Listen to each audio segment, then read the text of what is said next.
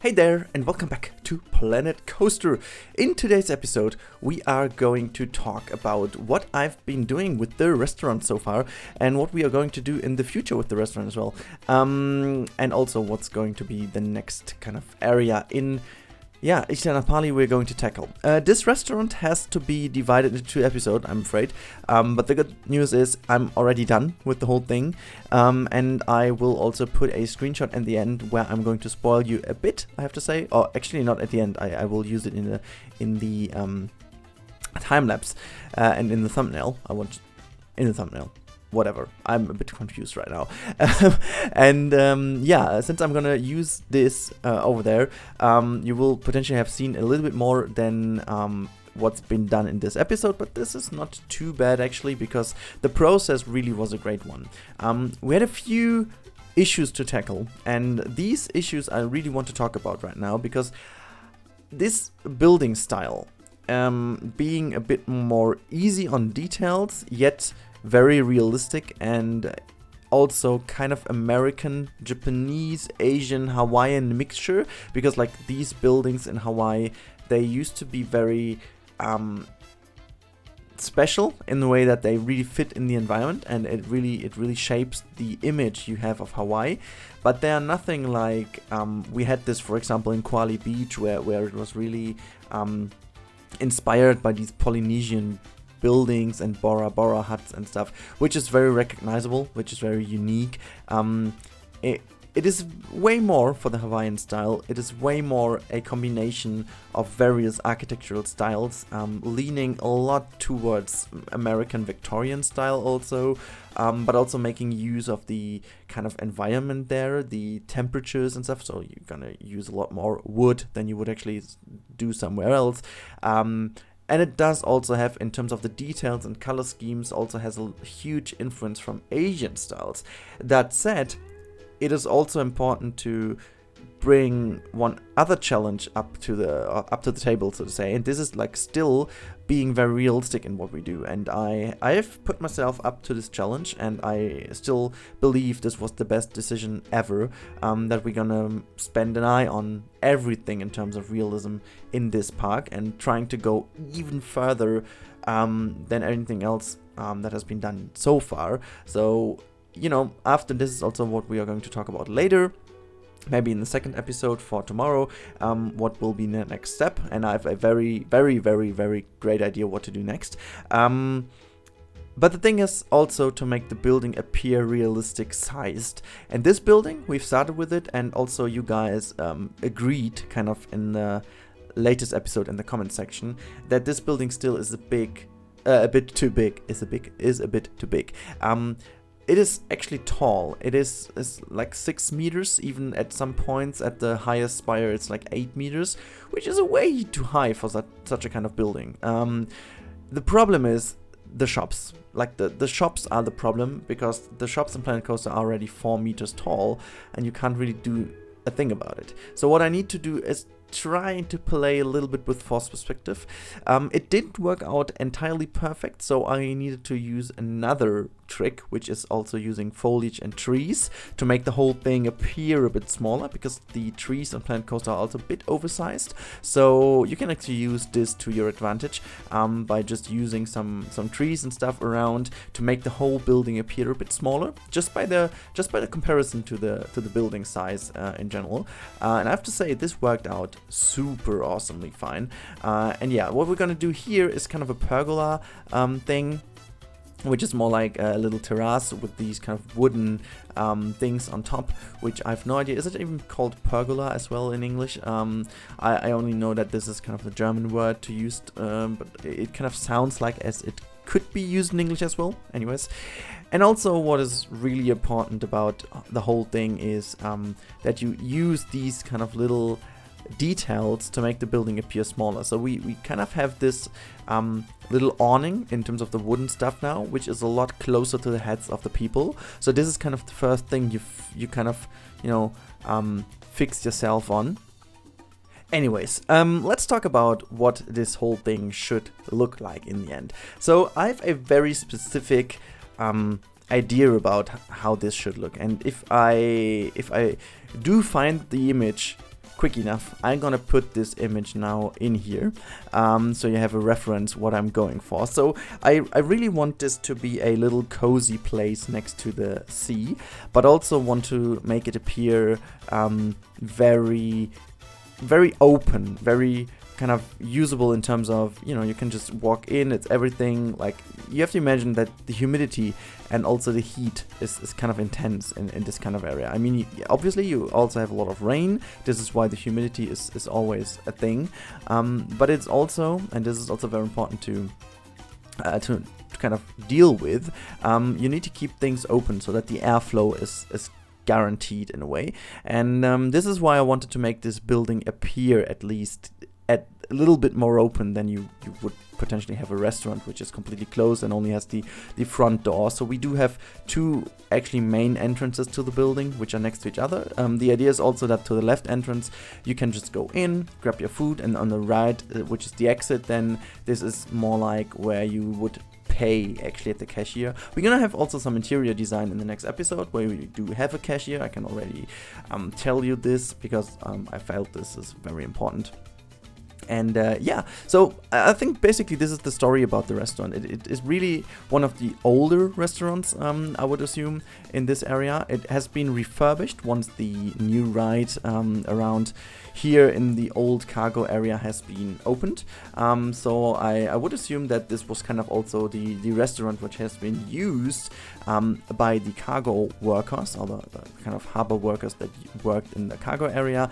So I really hope that this suits also your idea of what this could be. We also have like a kind of a backstage area incorporated here in the coaster area, which I'm going to do right now. So you can see I still love this door, by the way. I hope the creator of this door will also fix textures, because it still has this kind of glowing issue. So if the creator of this door is listening, the only thing you need to do is you have to rotate this thing onto these weird axes. You're gonna find this info in the forums of Planet Coaster. I don't have it at hand right now, sorry. But basically what you do is you kind of rotate this, if I remember correctly, 180 degrees on the y-axis, so that you're kind of facing backwards, and then you rotate it again by minus 90 degree on the x-axis, so that the item is facing to the floor. So basically it's lying down, looking down to the floor, completely reversed. And this fixes, if you then export the FBX file and upload it, then your textures are fine and they don't have this weird glimmering glow onto them. That's just a side note.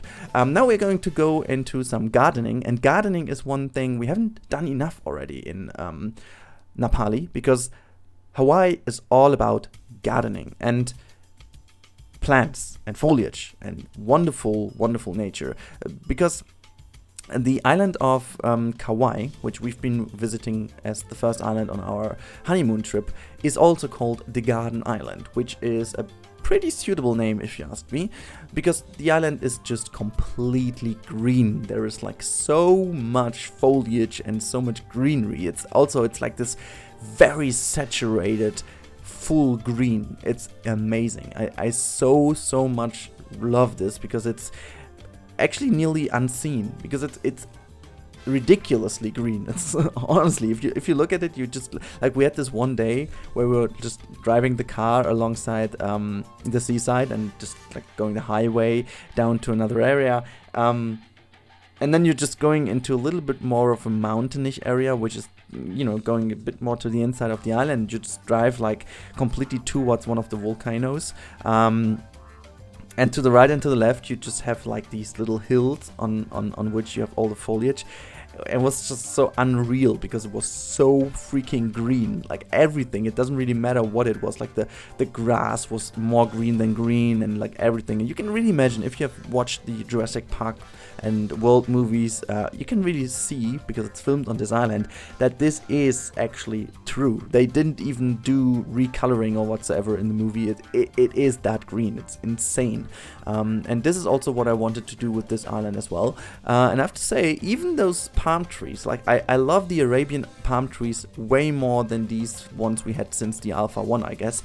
I love them more because of their look, but they are not green enough. This is ridiculous. They are even not green enough.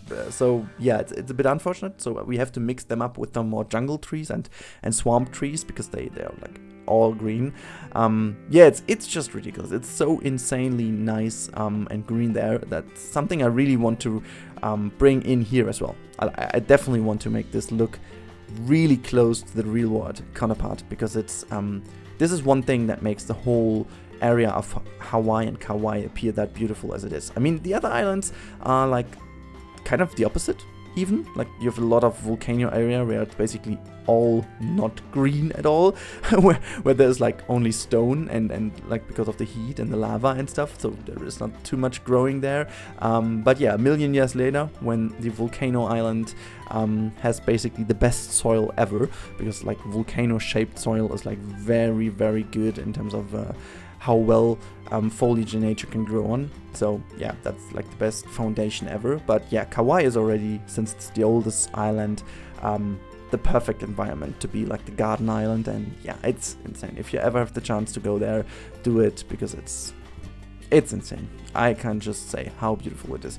Anyways, I think we should just talk a little bit more about this area over here. You can see right now I'm just doing some of these backstage things and like exhaust. I think it's exhaust pipes or something for the aircon or whatsoever, or just to make sure, because like you would have like a little bit of a kitchen in here, so you would have all these kind of smell things going out. We do need a little chimney on top of the building in general, or like it's not really a chimney. It's more like these air.